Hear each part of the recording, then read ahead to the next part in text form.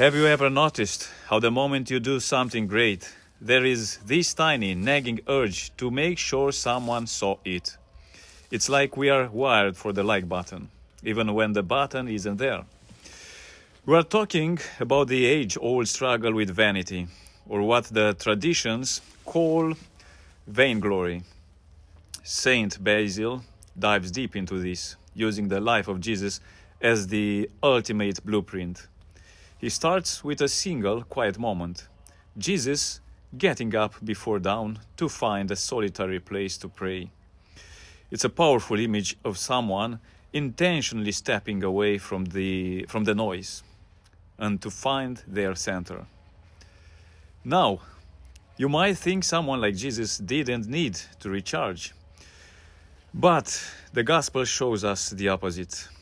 He sought out that union with the Father for the same things we need: strength, encouragement, and a bit of solace. He didn't just stumble into a quiet spot. He sought it out with purpose. He wanted to be alone, away from the expectations and the crowds.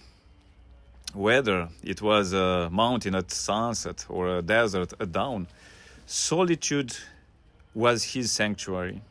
It's where the real work happened before the public work began. Think about the landscape of Palestine for a second. It is actually the perfect backdrop for this kind of focus. You leave the noisy town, walk just a few minutes, and suddenly you are enveloped in this heavy total silence. There is no city hum, just the occasional sound of the wild, a jackal or a dog in the distance.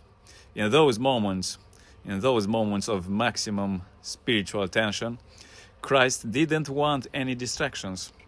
He needed a space where no human voice or indiscreet gaze could break the conversation. It was about protecting the fullness of that connection. But here's the kicker. Jesus didn't just hide his prayers. He didn't just hide his prayers. He tried to hide his miracles too. You see it all through the Gospels. He'd heal someone and then strictly charge them. See that you tell no one. Why would someone with that kind of power want to stay under the radar? On one hand, he was avoiding human glory, which is basically the biggest roadblock to real service. He didn't want to be known as just a traveling miracle worker. He wanted to preserve the modesty of doing good, keeping the secret of his inner life intact.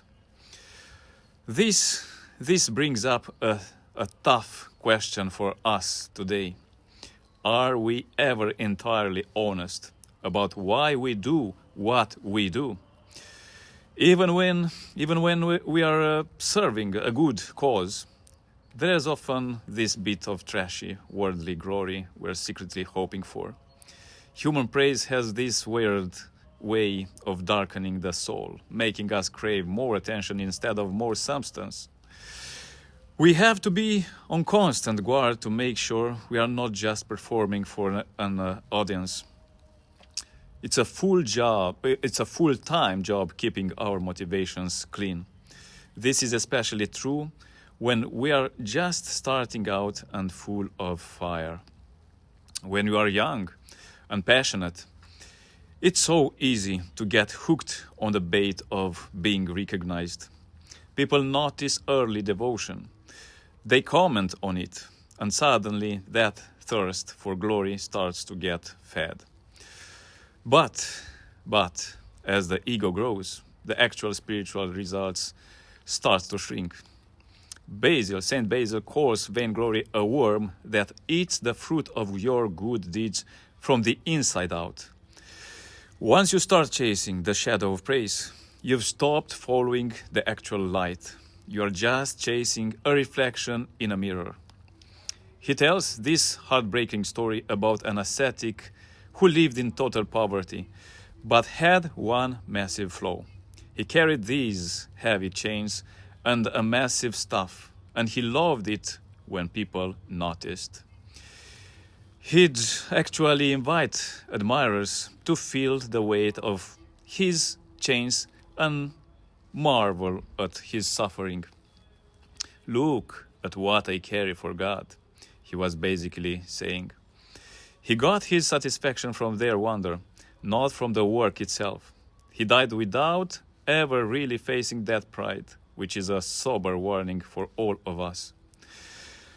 When we turn our spiritual life into a public display, it loses all its actual value. It doesn't matter how hard the task is. If it's done for the eyes of the world, the moral greatness just evaporates. It's no different than a circus performer eating glass to shock a crowd. Both are just trying to spark a reaction and get people talking. The reward is the applause, and once the clapping stops, there's nothing left. Real service has to be irreproachably pure in its why. Imagine your motivation as a clear stream. The moment you add a drop of "look at me," the whole thing gets cloudy. Poor motivation is just love, straight up, no chaser. No mixture of selfishness. No what's in it for my reputation allowed. The moment you try to win worldly favor while serving a higher purpose, your spiritual ROI drops to zero. The real reward isn't fame, it's the quiet growth of your inner strength. To get there, we have to watch our hearts like a hawk. We have to identify that worm of vanity before it turns into a snake that drains our energy. It's sneaky too. It hides under good pretexts like, I am just sharing this to inspire others. The old school monks, the desert fathers, understood this danger better than anyone. They surrounded their lives with the deep secret to keep their progress safe. There's a great story about a monk named Evagrius who went to visit a famous elder named Abba Joseph. He expected to see some high level dramatic holiness on display. Instead, Evagrius found a monastery that looked totally ordinary. The services weren't flashy, the monks were quiet, and there were no miracles happening in the hallway. Even the dinner was normal. Vegetables, fruit, even a little wine. Evagrius was actually disappointed. He thought the reputation for strictness was a lie. He didn't realize he was being given a master class in the hidden life. Joseph was intentionally showing him a face of normalcy to protect the secret of their work. Later, when it was just the insiders, the masks came off, and Evagrius saw the real, intense labor they were doing. Joseph explained, "We don't usually discover our true way of life to outsiders." They had this holy fear of human glory because they knew it was a thief. If someone praises you for being a saint, a little bit of that sainthood gets stolen. By hiding their labors, they ensured their only witness was the divine. It's about keeping the sealed fountain of the soul from leaking. This kind of love, the real deal, actually demands a bit of solitude. You get to a point where you want to be only with God, and the crowd just feels like static. It's not about being antisocial, it's about focus. There was this woman in the East who lived as a holy fool, looking messy and acting crazy to invite mockery. People insulted her for years, thinking she was just a local drunk. It was only after she died that they realized she was a saint who chose that mask to hide her beauty. To explain why this matters, Saint Basil uses a real cool science analogy: the steam engine. If you leave the boiler open, the heat escapes and the engine has zero power. A physicist will tell you that steam only has pressure when it's held in an enclosed space. Our souls are exactly the same way. If we are constantly opening the doors to show off, our spiritual pressure drops. We lose the force needed to actually change ourselves or the world. But wait a little. Don't take this as an excuse to stop doing good things. Rule number 2 is simple. Don't let the fear of being seen stop you from helping. Some people get so paranoid about vainglory that they refuse to give alms if anyone is looking. That's just another form of being stuck on yourself. If someone catches you being kind, it's not a sin. Just don't go looking for the camera. The goal is to act for the right reason, for the right reasons, whether you are in a crowd or a closet. There is a classic parable about two farmers who only had poor quality wheat to sow. It was full of weeds and trash, and the first farmer was so embarrassed he refused to plant it at all. He didn't want a bad harvest, so he did nothing and ended up starving. The second farmer said, "It's not perfect, but it's all I've got." And he sowed it anyway. He had a messy harvest, sure, but he had enough wheat to survive the famine. The first guy had nothing but his pride. So the moral is pretty clear. Sow the weight of your good deeds, even if your ego is trying to hitch a ride. We are all a bit mixed in our intentions, and if we wait to be perfect, we'll never do anything. We keep serving, keep helping, and just keep asking for a cleaner heart as we go. It's a realistic, messy way to live that beats pious paralysis every time. We follow Jesus into the desert to learn how to handle the crowds without losing ourselves. Without that desert time, our public life is just a hollow shell. So, what's the takeaway for us today in a world that's constantly yelling, "Look at me"?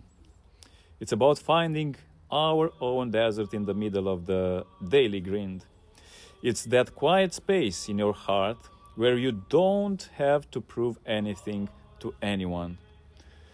It is where that mysterious conversations happens, away from the indiscreet gaze of social media or neighbors. Silence isn't just a lack of noise. It's a protective shield. It's a protective shield for the soul. It lets the fullness of who you really are stay intact. So we have to flee from the shadow of praise to find the actual substance of our lives. Vanity is a quiet worm, but it's a hungry one. It can turn a sacred act into a self-centered performance before you even realize it. That's why we return to prayer. We return to prayer to reset the compass and remember the inexhaustible source. Only there do we find the strength to stay small and hidden. We are not circus performers. We are laborers for something much bigger than our own reputation. Pure motivation Pure motivation is the only standard that actually keeps our work alive. We do it for the love of the thing itself, and for the one who sees in the dark. Every drop of worldly interest is just a pollutant in the system. Real growth is internal. It's not reflected in your follower count or the thanks you get. To protect that growth, we have to learn to keep a secret. The fathers weren't just being shy, they were being smart. Holiness isn't always obvious, and that's actually a good thing. If you're looking for a spectacle, you're probably going to miss the real saints. Abba Joseph's monastery taught us that the normal can be a shield for the extraordinary. True work doesn't need to be loud or dramatic to be effective. It just needs to be sincere and protected from the curious gaze. By hiding the labor, we make sure the reward stays where it belongs. Holy fear of praise is a concept we could probably use a bit more of today. It's the understanding that human recognition is a thief. Every time you are congratulated, it's a temptation to stop working and start enjoying the saint label. The choice is between the dry bread of being hidden and the fancy dinner of public honor. The dry bread keeps you hungry for the right things. It keeps the union between you and the divine focused and unbroken. Eventually, if you stay on this path, you start to crave that inner solitude. You stop needing the audience because the only witness you have is enough. That's the peak of the mountain, where the opinion of the world carries zero weight. Like the holy fool woman, you are okay with being misunderstood if it means your heart is safe. Your life becomes an enclosed fountain, deep and fresh. You are no longer leaking energy to everyone who passes by. Remember the steam engine. Remember the steam engine law next time you feel like bragging. Pressure requires enclosure. If you want to have the force to actually grow, you have to keep the boiler closed. This isn't about being a hermit. It's about spiritual efficiency. It's about making sure your efforts aren't scattered and lost the moment you speak them out loud. It is about having a secret chamber that stays secret. Stays secret. We are called to be hidden workers. We are called to be hidden workers in a very, very loud world. We give, we help, we love, and we keep our hearts focused on the source. If the world notices, fine. If it doesn't, even better. We don't let discovery feed our pride, and we don't let it stop our work. The aim is to be irreproachable, even when no one is looking, especially then. We sow our wet, weeds and all, and we trust the process. So the struggle with vanity is a lifelong gig. It doesn't just go away. We use the desert and the silence as tools to stay grounded. We protect our inner life so we don't run out of fuel. We chase the light, not the reflection. So this is the heart of the hidden life that Saint Basil talks about. It's a path of depth, not a path of slogans. So let's be like that second farmer, the one who wasn't too proud to plant messy seeds. Our good deeds might be a bit clunky, but they are what keep the soul alive during the famine. We don't wait for perfect motivations to start being kind. We just start, and we let the master sort out the weeds later. Our audience is the one who sees in secret, and that's a beautiful thing. It takes the pressure. It takes the pressure off performing and lets us just be. So, as you go back into the noise, try to keep a little bit of the desert with you. Keep a few secrets between you and God. Don't feel the need to broadcast every win or every spiritual moment. Let your pressure build up so you actually have the power to change. Be a sealed fountain in a world that's constantly trying to drain you. It's the only way to stay fresh. And remember, Jesus didn't just tell people to pray. He went and did it where no one could see. He set the pace for all of us. He showed us that the real power comes from the mysterious conversation, not the public sermon. If the Son of God needed that quiet space, we definitely do. It is the forge where our strength is made. Without it, we are just making noise. So find your solitude, protect your heart, and watch out for the worm. Be brave enough to be normal on the outside, while being extraordinary on the inside. Don't let the thief of praise steal your treasures. Keep your reward in heaven, where it's safe. And most importantly, keep sowing that wheat. The harvest is coming, and it's going to be worth every bit of the hidden labor. Imagine if we all lived a bit more hidden. If our first instinct wasn't to share. If our first instinct wasn't to share, but to savor. If we valued the secret more than the story, our world would be a lot quieter, but it would also be a lot deeper. We'd have more pressure and less steam blowing for no reason. We'd be a lot closer to the life Saint Basil is inviting us into. This isn't just old monk advice. It's a manual for human flourishing. It's about reclaiming our attention from the crowd and giving it back to the Creator. It's about realizing that human glory is just a distraction from our actual mission. We have a higher calling than being liked. We have a calling to be transformed. And transformation always happens in the dark, like a seed in the ground. So next time you do something good, try this. Tell no one. Keep it as a little secret between you and the divine. Feel the pressure build up in your soul.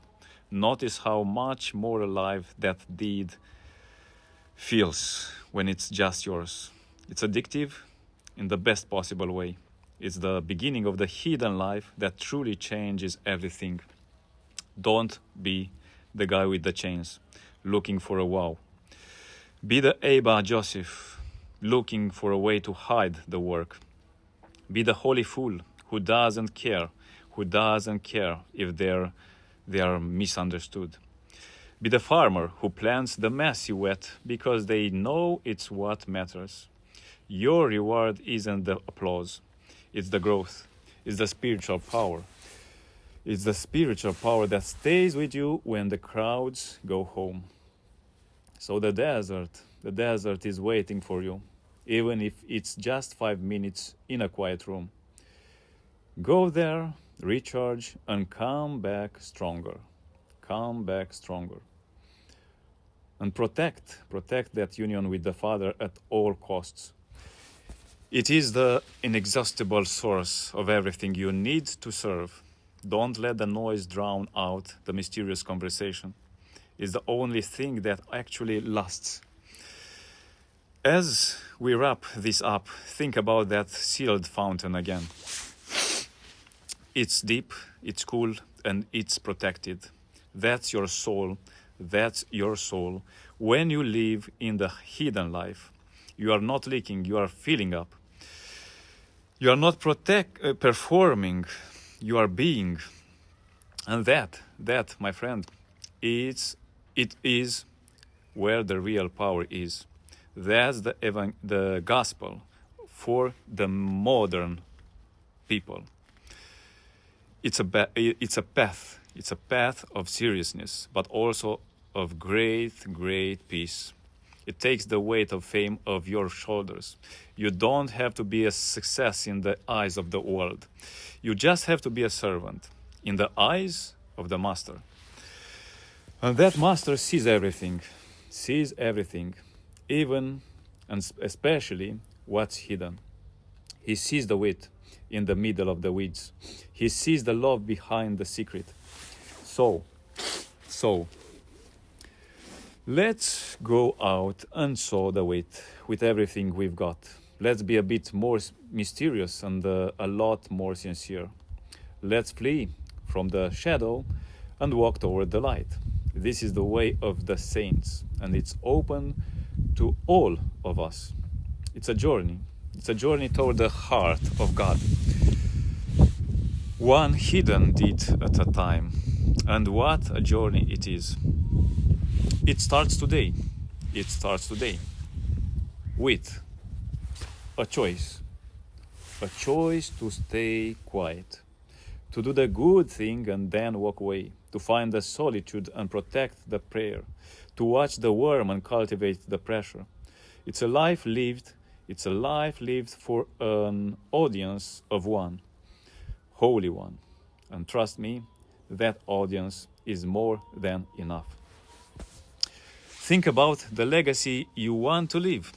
Do you want to be a traveling comedian whose tricks are forgotten as soon as the show is over? Or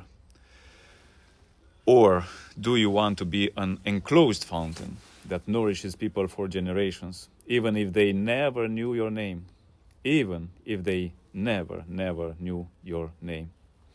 The fathers chose the second, and the Holy Fathers chose the second, and we are still talking about them today. Their hiddenness is exactly what made them so visible to history. Their silence is what made their words so loud, so loud. We live in a time of maximum noise, so the hidden life is actually a revolutionary act. It's a way of saying my value doesn't come from your approval. It's a way of reclaiming your soul from the market of opinions. It's the ultimate form of freedom. When you don't need the glory, you can't be controlled. You cannot be controlled by the praise of the criticism or the criticism. You are just you. You are just you standing before the Holy One, before the God. This is the intellectual seriousness that the gospel calls us to. It's not about emotional hype. It's about a sober look at the mechanisms of the soul. We need to be spiritual physicists, understanding the laws of pressure and enclosure. But we need to be doctrinally precise about why we seek the desert. It's not an escape, it's an engagement with reality, the most real thing there is. So let's be reverent and restrained in our spiritual walk. Let's avoid the storytelling gimmicks and the motivational slogans. Let's just do the work in secret with a calm and steady heart. Let the doctrine speak for itself through the way we live. We don't need to explain it. We just need to embody it. That's the story. And when we fail, and we will, we just get back up and sow more wheat. We don't let the refuse of our ego stop us. We just keep going, trusting that the Almighty Lord knows we are trying. He's the one who provides the seed and the harvest. And our job is just to stay in the field, to keep the secret, to find the silence, and to love with everything we have. The hidden life is a gift, not a burden. It's the place where we find out who we really are. It's the place where the worms are killed and the snakes are tamed. It's the place where the sealed fountain overflows. It's the path of Christ, the way of the fathers, and it can be our path too. It's a journey worth taking, even if no one ever sees you walk it. So find your solitary place today, rising a great while before day, or just taking a moment in the car. Depart from the noisy localities and find the quiet fields. Pray to the Lord in secret and let Him strengthen you. And then go back out and serve with a modesty that surprises the world. That's the goal. We are all workers of the land, trying to make something grow in a tough year. Let's not be the guy who starves because he's too proud to plant messy seeds. Let's be the ones who survive the famine because we chose to sow anyway. Let's be the ones who draw new power to serve from the source. This is our calling, and it's a beautiful one. Let's work it with reverence and joy. The modern people needs this gospel more than ever. We are drowning in noise and starving for substance. The hidden life is the life raft we are looking for. It's the way back to the inexhaustible source. It's the way to be transformed rather than just informed. And it's right there in the silence of our own hearts. So